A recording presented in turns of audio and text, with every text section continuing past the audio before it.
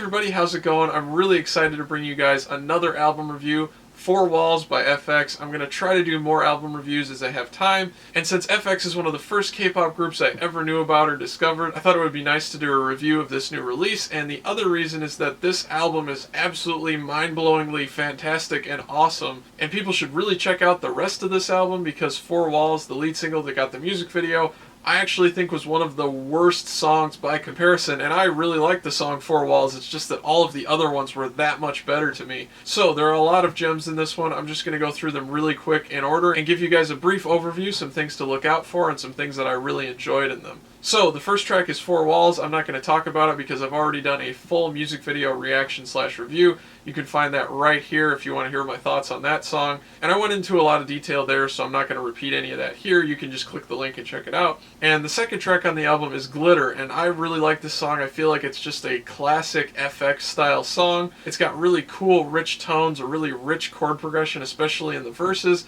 And the other thing that I want you guys to really listen for is Amber takes the lead in the bridge and is singing lead, not rapping. And I've always loved her vocal tone, even when she was doing just more rapping stuff, but she's getting to sing a lot more in recent times, especially on this album, and this song demonstrates how cool her lead vocals can be. And I also really like how they use the acoustic guitar blended in to supplement the rhythms, kind of like they did on the song Stand Up. If you've never heard that one, check it out. And also listen for the throwback kind of 80s drum machine sounds that are present throughout the song and definitely in a lot of the transitions. This is a really solid track on the album. I like it more than Four Walls. I think this could have been a really good candidate for a lead single as well, and actually I feel that way about quite a few songs in this album, so let's check out the next one. Track 3, we've got Deja Vu, and I'm just going crazy over this song. I think it's my favorite one on the entire album. I would have loved to see this as the lead single and get a music video. It's got that cutting video game synth tone, hybrid bass line and lead synth part. Really catchy, it pushes the song along nicely. And of course, throughout the song, like in the pre-choruses, they did one of the classic FX things that only FX seems to be able to do or even attempt to do, which is their rap, sing, talking, and extreme dissonance thing. They pick almost like random sounding notes on the scale and then kind of sing, talk on those relative pitches, and then they start using the inflection in their voice and really overdoing it, so it's kind of like going up and down on those random pitches, but it's all parallel and like keeping the dissonance as it moves, and it's really a bizarre but cool sound that I've heard other groups try a little bit, but FX seems to be able to pull it off better than anybody else can. And if I had to pick like a signature vocal sound of them, that would definitely be like one of my main choices.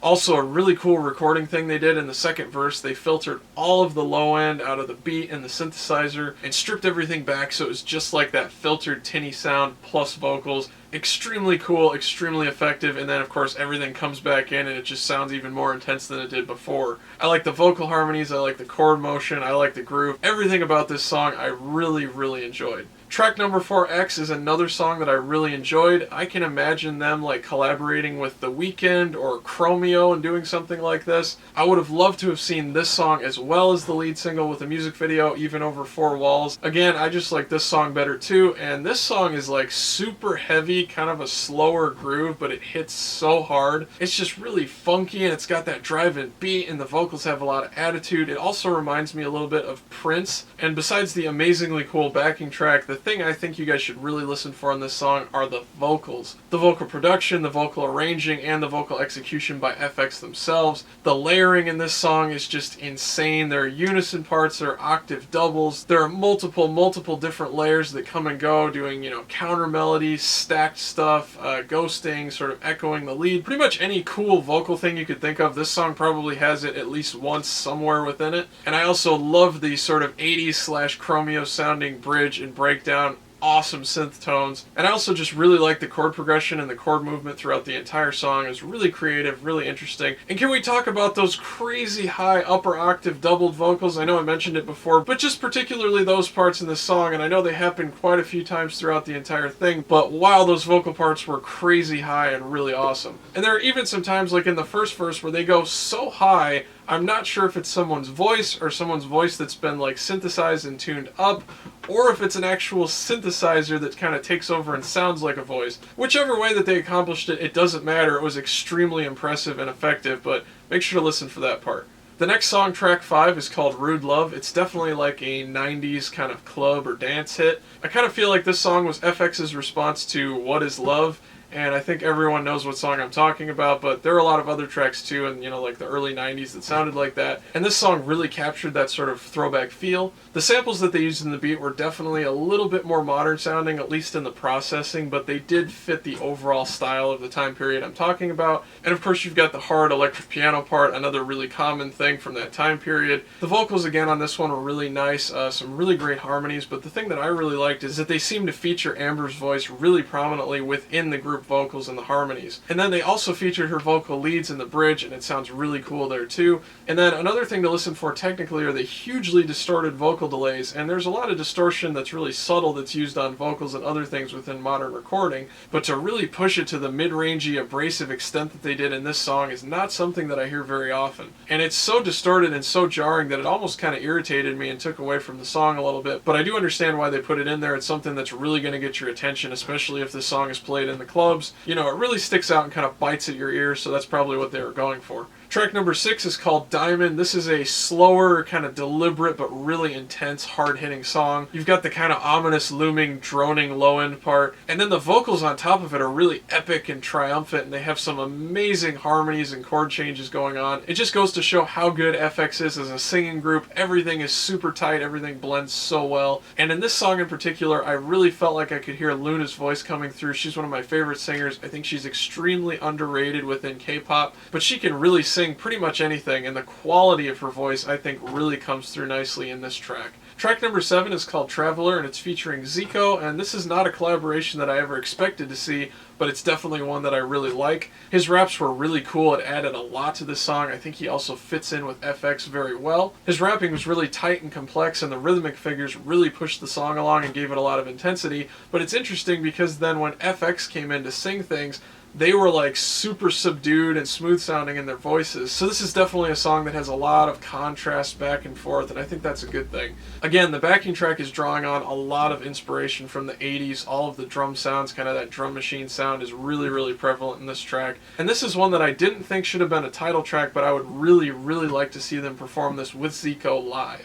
Track number 8 is called Papi, and I think this is maybe my second favorite song on the album. Again, I think this would have made an amazing title track with a music video. This is probably the heaviest sounding song on the album. The mix, the master is just like huge, really intense, really punchy. I feel like all of them really shine vocally on this song as well. There's a lot of really low singing and then some higher harmonies, so it covers a really wide range. But Crystal in particular, I think, really stuck out, and her vocals were able to shine through on this track a lot. And the other thing that you may not have noticed, because of the really awesome beat and all of the amazing vocal harmonies and lead parts, is that there's a really groovy rhythm guitar track, and that's like cooking along throughout most of the song, so make sure to listen for that too. And this is another one that I would absolutely love to see them perform live. I think people would go crazy for it. I'd like to see choreography made for it. And then the other thing is that I think this would appeal to the American audience, especially like the EDM and the club music audiences. And FX has played some American music festivals. I'm pretty sure they played South by Southwest a few years back, and this song, along with a few of the other ones I've already talked about, I feel like could cross over into that sort of American dance music festival kind of market. So maybe that's something they're kind of planning to do or have their eye on, and maybe we'll see them show up at a few more like EDM or dance music festivals in the US sometime soon. This album is so strong and there's so much great material on it, they could pretty much play a full festival set just drawing from tracks off of this album, and then just maybe one or two of their famous other hits, maybe remix some of those, and that would be a really impressive set list. So we'll see what they do with that, but I hope I'm right about it, because I definitely like to see that, and I do think this is marketable outside of the K-pop sphere. The next song, track 9, is called Cash Me Out, and it's definitely a little younger sounding, but the backing track is really intense. Again, really intense and cool dance beat, kind of sticking with the overall style of this album, but a large portion of the vocals and the melody definitely sound a little more playful and less serious. But then of course we have flashes of like some extreme heavy intense stuff like in the bridge, and this song actually reminds me a lot of TVXQ after they've been a duo, with some of the intensity in their backing tracks. But then the kind of weird, unpredictable underlying chord movement kind of reminds me more of something like Shiny would try. So there's a really interesting kind of like pool of influences that this song is drawing from, but they're all mixed together in a really unique and cool way. And again, you know, this pulsing kind of sidechain backing track, and then the beat that kind of takes off, trips over itself but never falls over. All of these elements I think would really appeal to a more broad international audience, especially within like the American club and EDM type of scene. So again, this is just another track that they're doing that I'm kind of getting that feeling from. So maybe maybe they're planning something, maybe they're trying to cross over. I'd love to help them do that, but we'll see what they're up to in the near future. The last song, track 10, is called When I'm Alone, and it's another great song. We've gotten to the end of this entire album, and there are no filler tracks, there are no bad tracks, there are no lazy tracks. Every single track on this album is quality stuff. You can tell they put a lot of work into it. And this is another song that I think could have easily been a lead single with a music video. I also like this song better than Four Walls. It's just epic, it's uplifting, it's just got a crazy amount of intense emotional energy throughout the entire thing. The vocals are just absolutely beautiful, the leads are perfectly executed.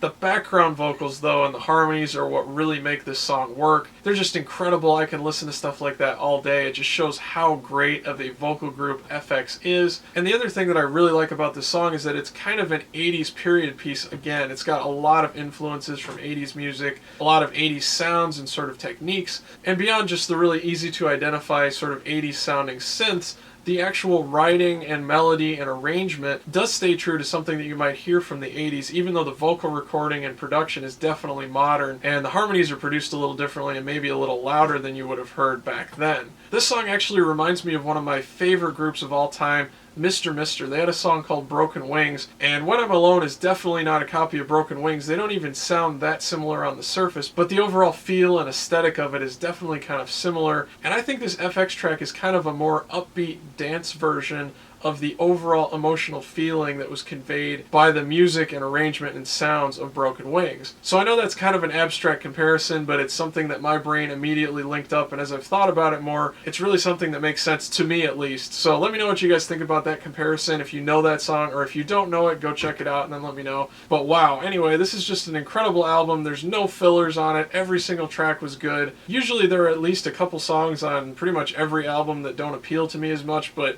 I can't say that about this album. I'm extremely impressed. I'm extremely happy with this comeback, and I can't wait to listen to these songs more and more and enjoy them, and also read about what you guys thought about them in the comment section. So let me know what you guys think. Thanks so much for watching this album review. Please like, comment, and subscribe if you enjoyed it. If you could share this video all over the place, Facebook, Tumblr, Twitter, forums, all that stuff really helps me out, and I'll see you guys next time.